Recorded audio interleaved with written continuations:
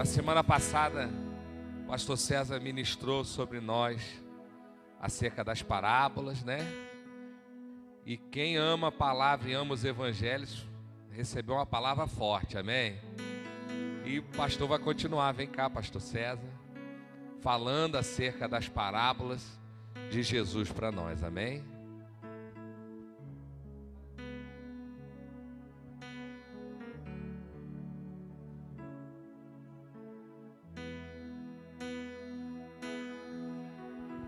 Graças e paz, igreja. É uma alegria estar com vocês novamente nesta manhã e podermos juntos meditarmos um pouco mais na palavra de Deus. Eu concordo plenamente com aquilo que o pastor Bruno falou no início, de que o Senhor nos fala e quer nos falar principalmente individualmente. A própria palavra a carta aos Hebreus diz que antes Deus nos falava de muitas maneiras, aos pais pelos profetas, havia sempre um intermediário. Hoje nos fala pelo Filho, Jesus, que se revela na sua palavra. E o Salmo 1 que foi lido é uma inspiração, e diz que bem-aventurado é aquele que toma tempo para meditar. E a gente sabe que pela manhã, ou mesmo no culto da noite, que o tempo da palavra, da ministração é um pouco maior, mas nada é tão suficiente do que a gente, na nossa individualidade, na nossa intimidade com o Senhor, você na sua casa, naquele local mais aconchegante, que você possa diretamente conversar com o Senhor. Então, nesta manhã é mais um aperitivo, é algo para nos despertar o paladar, para que a gente queira mais, amém? Abre comigo, por favor, o Evangelho de Mateus, capítulo 13. Mesmo assentado, como você se encontra, assentada, Mateus 13, a gente vai ler inicialmente os versículos 1, 2, 3, e depois do 9 ao 13, tudo de Mateus 13.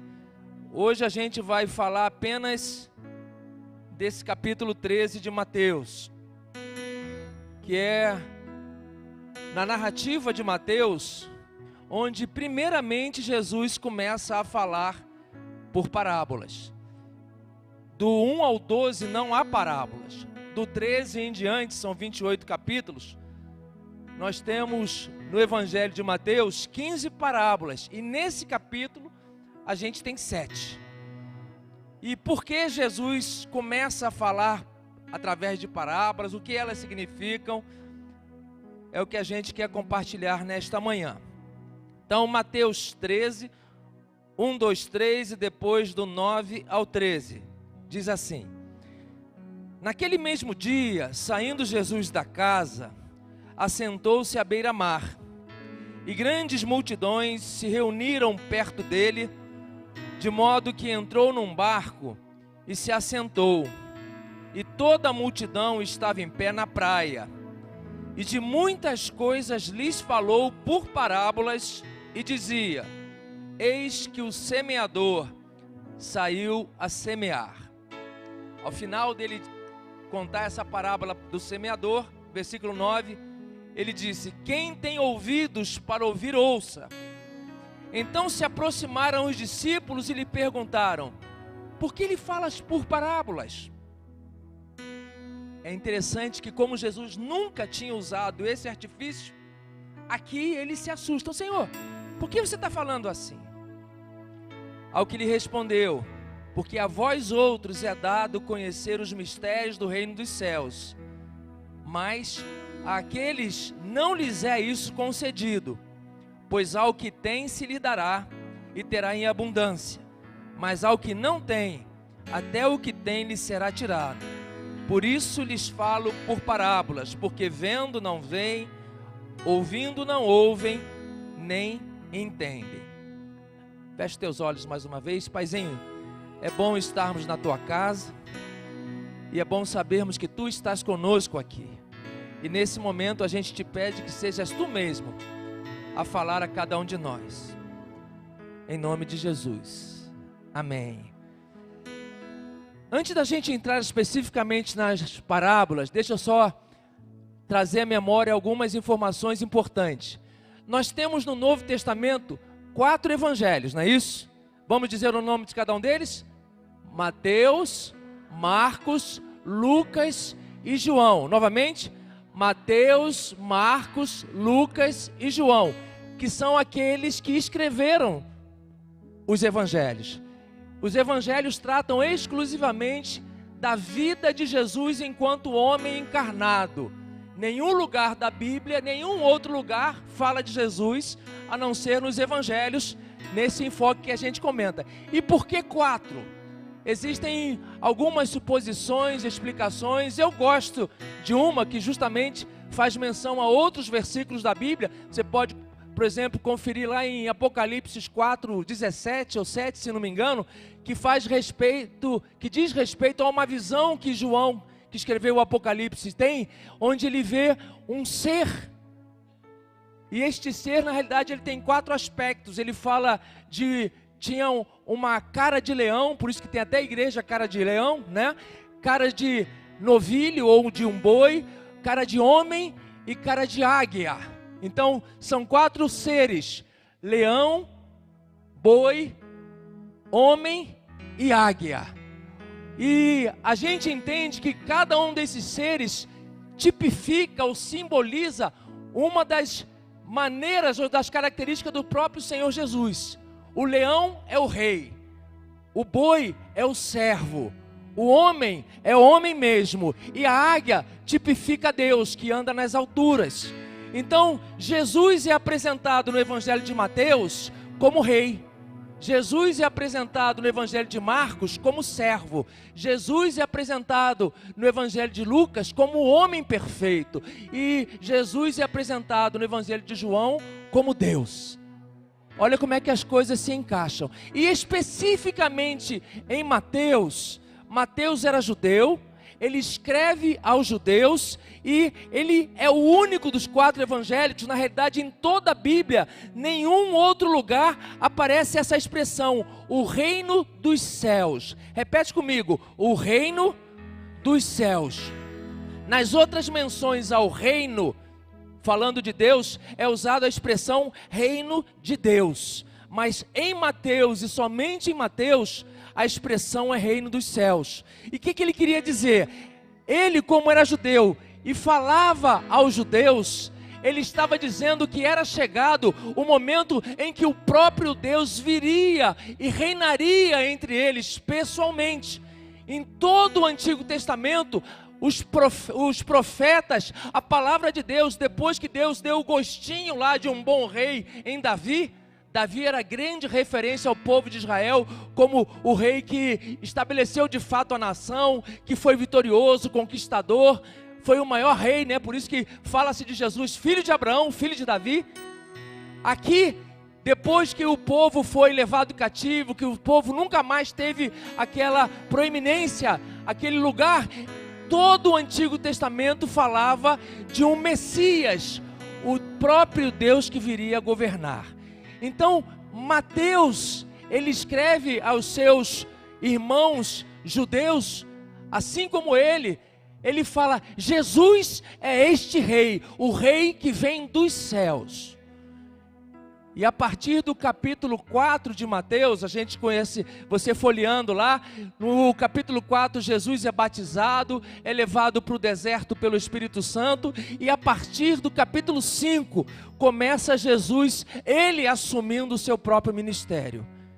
E é interessante, como eu disse, do capítulo 5 ao capítulo 12, Jesus não fala por parábolas. O que acontece para que no 13 Jesus mudasse a sua didática ou a sua proposta?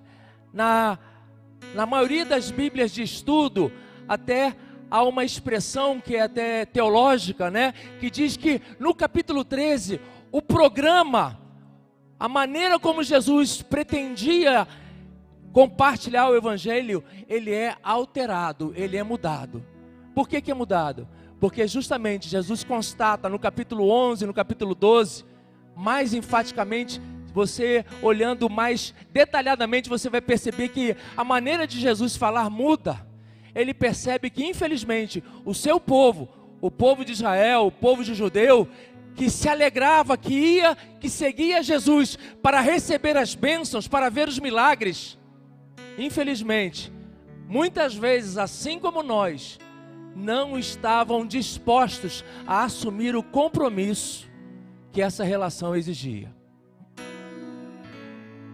Jesus, no capítulo 11, ele começa a falar: ai de ti, Corazim, ai de ti, Betsaida. Ele começa a recriminar algumas cidades, alguns povos, algumas disputas, no caso, segmentos da sociedade. Os religiosos começam a criticar a Jesus, a condená-lo da maneira como ele falava ou fazia. E, de um modo geral, a maioria dos que o seguiam já não o seguia mais. A gente, quando estuda os 3 anos praticamente de ministério de Jesus, a gente entende uma curva, onde Jesus aparecendo, começando a ser conhecido, ele atraía muita gente e de repente ele começa a andar com menos pessoas. Por quê?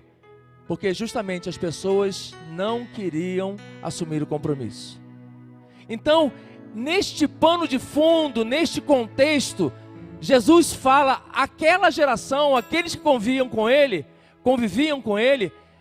o capítulo 13 é neste sentido. Jesus traz a eles, nesse capítulo, 7 parábolas, fala comigo, 7 parábolas, que vem trazer para eles um alerta e para nós também. Você tem conhecido a Jesus? Amém? Você tem conhecido? É bom caminhar com Jesus, mas estejamos atentos, porque exige de nós compromisso. Então, de uma maneira agora mais específica, a primeira parábola, a gente não tem tempo, né? Já são 15 para as 10, 15 minutinhos a gente tem, e a gente vai passar pelas 7 parábolas nos seus agrupamentos. A primeira parábola é a parábola do semeador, essa que é bem do início, que diz assim, né? Versículo 3, finalzinho, a segunda parte. Eis que o semeador saiu a semear, e ao semear, uma parte caiu à beira do caminho, e vindo as aves a comeram. Outra parte caiu em solo rochoso, onde a terra era pouca, e logo nasceu, visto não ser profundo a terra. Saindo, porém, o sol a queimou, e porque não tinha raiz, secou-se. Outra caiu entre os espinhos, e os espinhos cresceram e a sufocaram. Outra, enfim, caiu em boa terra, e deu fruto a 100, 60 e 30 por 1. Aqui nós vemos, irmãos, 4 tipos de solo: à beira do caminho, solo rochoso, entre os espinhos e em terra boa. Jesus estava falando àqueles que o ouviam que, da mesma forma como apenas 1/4, a gente não sabe a proporção de cada terreno, mas dentre 4, apenas 1, a semente prosperou. Ele fazia uma analogia que, da mesma forma, todo o povo de Israel, por mais que a semente fosse boa e fosse lançada, para cada um deles, somente uma parte dentre 4 havia retido a palavra. Então é uma advertência, meu irmão, minha irmã, que mesmo a semente sendo muito boa, sendo perfeita, a palavra de Jesus, o evangelho é o que a gente precisa, existem os cuidados para que de fato a terra, o nosso coração, a nossa vida, possa recebê-la e possa produzir de maneira que ela realmente frutifique. E é interessante que mais à frente, Jesus explica essa parábola. Ele fala que aquele que é aquela que é à beira do caminho, a partir do versículo 19, né, ele explica isso. É aqueles que, recebendo a palavra, não a compreendem, vem o maligno, e eu coloco aqui, aqueles que de alguma forma não tiveram um compromisso, ou melhor, não tiveram a compreensão. Em solo rochoso, é aqueles que ouve a palavra, recebe logo com alegria, mas não tem raiz, é sem profundidade. E eu tomo aqui novamente a palavra do pastor Bruno no início. Algumas vezes a gente acha que pode viver na relação com Deus só com o que nos é oferecido no domingo ou no culto da semana. O próprio Senhor Jesus fala que nem só de pão viverá o homem. Você já tomou café da manhã hoje? Eu tomei.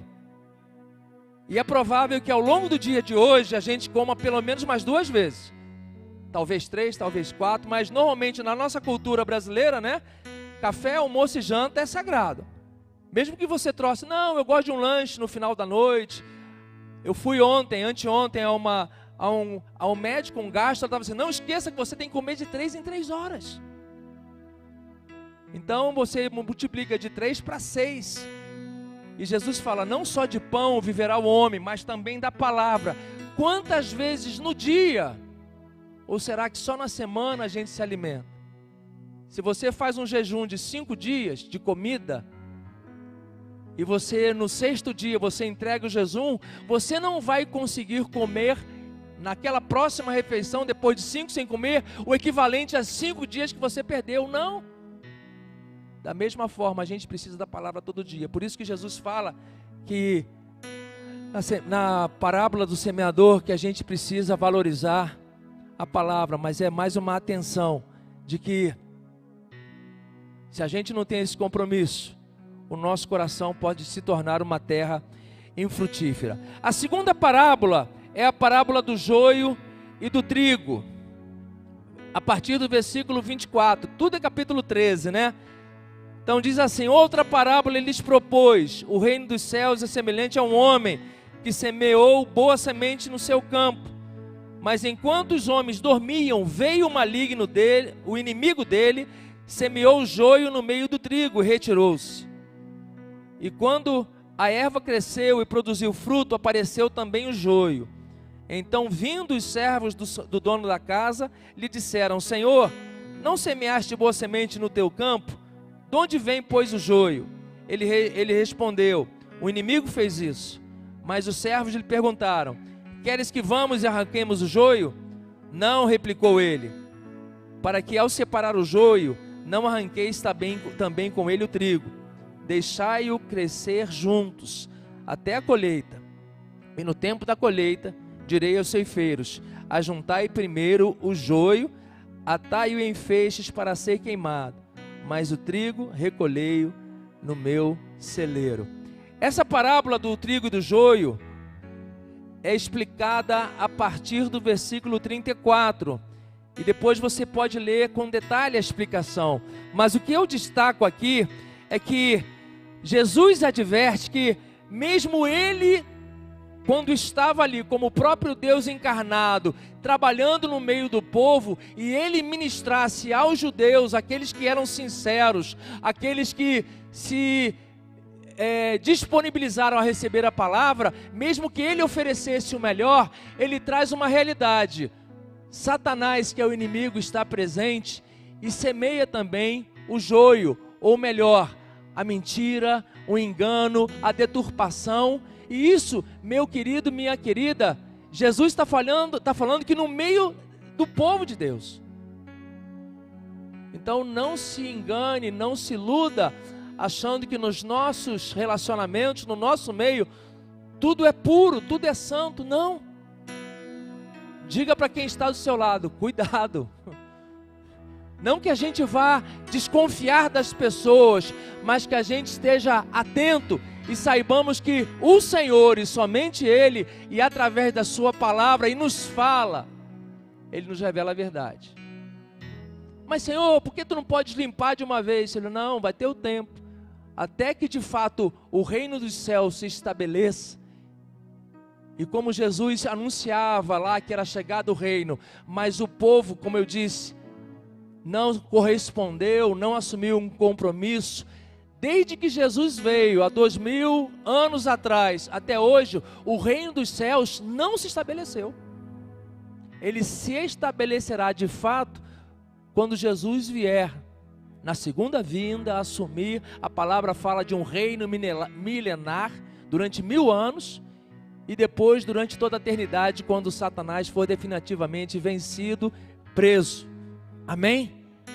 Por isso, enquanto estivermos aqui, nós precisamos estar atentos, porque o joio continua sendo semeado.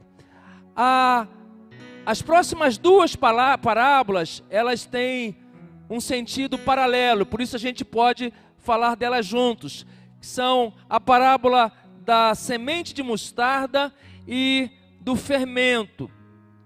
O grão de mostarda, a partir do versículo 31, 32 e 33, diz assim: outra parábola lhes propôs, dizendo: o reino dos céus é semelhante a um grão de mostarda, que um homem tomou e plantou no seu campo, o qual é na verdade a menor de todas as sementes, e crescida é maior do que as hortaliças, e se faz árvore, de modo que as aves do céu vêm aninhar-se nos seus ramos. Disse-lhe outra parábola: o reino dos céus é semelhante ao fermento que uma mulher tomou e escondeu em 3 medidas de farinha, até ficar tudo levedado.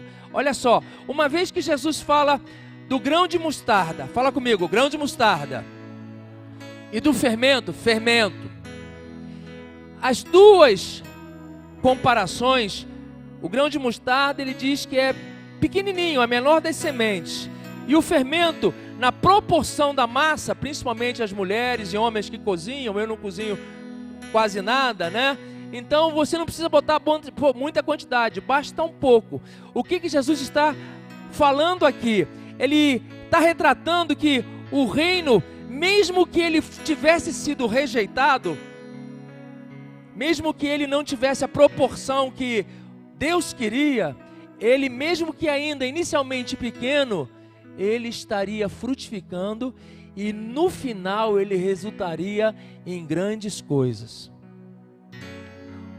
Por mais que a gente às vezes olha e fala: caramba, o mundo está em crise, os nossos dias, né, parece que o Brasil não tem jeito, onde é que estão os resultados da ação dos cristãos? Continuemos firmes, o reino dos céus, o Senhor no governo, continua agindo e no seu tempo as coisas acontecerão, né? Então essas duas parábolas, a semente de mostarda e o fermento, destacam isso, o reaparecimento no final, em toda a sua amplitude e grandeza. Faça aqui uma observação que não tem muito a ver com o que nós estamos dizendo, mas é em relação à semente de mostarda. Mais à frente, em um outro texto, a gente vê isso melhor em Lucas, Jesus fala aos discípulos: se tiveres fé como um grão de mostarda, repete comigo, como, não é tamanho. Jesus não disse, se tiveres fé do tamanho de um grão de mostarda, porque se eu tenho uma fé do tamanho do grão de mostarda, quer dizer que a fé é pequena. Fé pequena faz alguma coisa? Quase nada. Mas Jesus no texto, ou melhor, no contexto, quando ele faz menção a essa parábola, que é depois do que ele fala isso, ele está dizendo, a fé de cada um de nós pode começar pequena, mas tem que crescer e se tornar grande, e a fé grande é que faz alguma coisa. Então, meu irmão, minha irmã, você e eu, cada um de nós, no início, recebemos uma porção mínima da fé. Deus é fiel e justo, Ele dá igualmente. Agora, o que a gente vai fazer com a nossa fé, cabe a nós. Como nós comentamos no domingo passado, se eu pego esse grão, a fé, o talento, e escondo, eu estou matando aquilo que Deus gostaria de fazer. Fecho parênteses, volto aqui para as outras duas parábolas. A parábola do tesouro escondido e a parábola da pérola de grande preço. Versículos 44, 45, 46, Mateus 13. O reino dos céus é semelhante a um tesouro oculto no campo, o qual certo homem, tendo achado, escondeu, transbordante de alegria, vai e vende tudo que tem e compra aquele campo. O reino dos céus é também semelhante a um que negocia e procura boas pérolas. E tendo achado uma pérola de grande valor, vendeu tudo o que possuía e a comprou. Então, essas duas parábolas Jesus fala que, novamente, mesmo que o reino se apresente como oculto ou ainda não manifesto, através, eu gosto dessa expressão, da busca ou da descoberta. Quando fala do tesouro escondido, não está dizendo que a pessoa procurava um tesouro, diz que alguém de repente encontrou um tesouro. E eu fico pensando, estes dois personagens, que personagens? Aquele que encontra o tesouro e se dispõe a comprar a terra por causa do tesouro encontrado. E o segundo personagem, o dono dessa terra. Se esse que encontrou vai comprar, compra de alguém que tinha, concorda? Então imagina você ter uma terra aqui em Teresópolis, em que essa terra esteja avaliada em 100 mil reais. Não é um terreno bom, mas é numa encosta, não tem água, não tem isso, não tem aquilo, você não valoriza. E chega alguém que fala assim, eu te dou 100, ele fala, não quero vender não, tá bom, te dou 200, opa, vale 100, por que eu não vou vender? E eu vendo. E esse que compra, ele descobre que ali tem algo valiosíssimo, podia ser uma mina de ouro, né? Petróleo, quando já valeu, alguma coisa que de fato tinha ali, e você que pensou que tinha feito um ótimo negócio, você se deu conta que, coitado, você tinha uma riqueza e não sabia. Ao passo de que aquele que comprou, eu fico pensando, a mãe dele, quando ele foi comprar, mamãe, vendi minha casa, vendi o carro, vendi a bicicleta, peguei empréstimo, vou comprar aquele terreno, mas meu filho, aquilo vale 100, e você, não mãe, mas 100 ele não quis vender, eu estou dando 200, mas meu filho, que filho bobo que eu estou tendo, gente. Mas quando ela se dá conta que o negócio valia, que orgulho, é o genro que toda a sogra queria. Jesus está dizendo aqui que o reino dos céus é algo extremamente valioso, mas só é desfrutado por aquele que busca ou aquele que simplesmente encontra. Entre nós tem pessoas sedentas por Deus, que se vão a todos os lugares buscando Deus, e glória ao Senhor, porque a palavra diz que aquele que busca encontra. A Luzia, né, a minha esposa, a experiência dela de conversão foi assim. A Luzia, quando adolescente ainda, ela ia em tudo quanto é lugar buscando Deus. Ela era de origem católica, mas ela foi em várias seitas, em vários lugares, até que um dia entrou numa igreja nossa e ali conheceu o Senhor. O Senhor é quem garante, aquele que busca, encontra.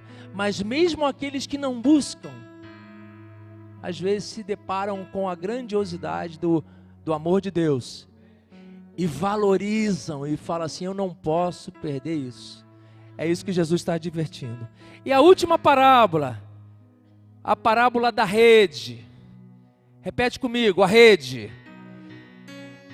Versículo 47, o reino dos céus é ainda semelhante a uma rede, que lançada ao mar, recolhe peixes de toda espécie, e quando já está cheia, os pescadores arrastam-na para a praia, e assentados escolhem os bons para os cestos, e os ruins deitam fora.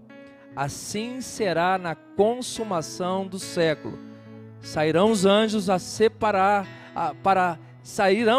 e separarão os maus dentre os justos, e os lançarão, os maus, na fornalha acesa.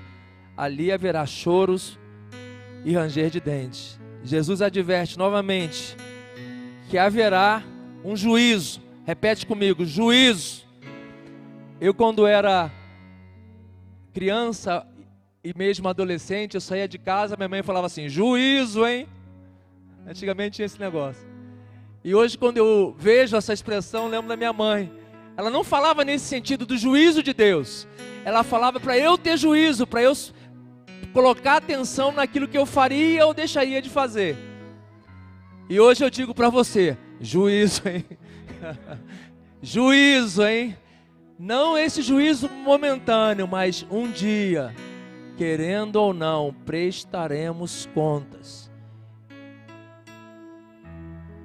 Depois disso, Jesus faz uma citação que não é considerada uma parábola, e eu gosto dela. Ele conclui esse capítulo dizendo assim, versículos 51 e 52. Entendeste todas essas coisas? Responderam-lhe, sim. Então ele disse, por isso todo escriba versado no reino dos céus é semelhante a um pai de família que tira do seu depósito coisas novas e coisas velhas. Jesus fala que, assim como o escriba é aquele que é estudioso da palavra, que lia, que fazia interpretações, mas infelizmente pelo que se tornou um religioso, ele tanto tinha algo de valor como tinha também algo até de certa forma podre. Eu e você precisamos estar atentos, porque recebendo as riquezas de Deus através da sua palavra, a gente também está em contato com o mundo. Às vezes pelo um simples olhar de um, agora já não tem tanto, né? Mas antigamente no Rio, eu sou do Rio, uma banca de jornal, você olhava para as capas de jornais e revistas expostas, às vezes uma imagem, seja de violência ou seja de sexualidade, por exemplo, era suficiente para te contaminar. Então ele está dizendo, todo escriba versado no reino dos céus é semelhante a um homem de família, que pode tirar do seu interior, do seu tesouro, coisas boas e coisas velhas. As coisas novas, coisas boas, eu e você somos chamados a guardar. A gente quando envelhece, a gente tem a tendência de guardar coisa velha. E às vezes não usa nunca mais. Só está lá para juntar traça, bicho, né? Joga fora. Também aquilo que nos machucou, aquilo que nos entristeceu, joga fora. Que o Senhor continue a ministrar sobre nós. Feche teus olhos. Paizinho, nós te agradecemos pela tua palavra, que é valiosa, preciosa, é lâmpada para os nossos pés, luz para os nossos caminhos. Ó Senhor, ajuda-nos a que de fato tenhamos a cada dia a tua palavra como nosso guia. Assim como a gente tem fome do alimento, nosso corpo, Senhor, cobra o alimento para o estômago. Ó Deus, que o nosso espírito, o teu espírito em nós, nos inquiete, para que a gente não permita passar um dia sem meditar na tua palavra. E dá-nos a explicação da palavra. Tu mesmo nos garantes, aquele que necessita de sabedoria, peça a Deus, que a todos dá liberalmente. Fala-nos, Deus. Muito obrigado por esta manhã, em nome de Jesus. Amém. Amém.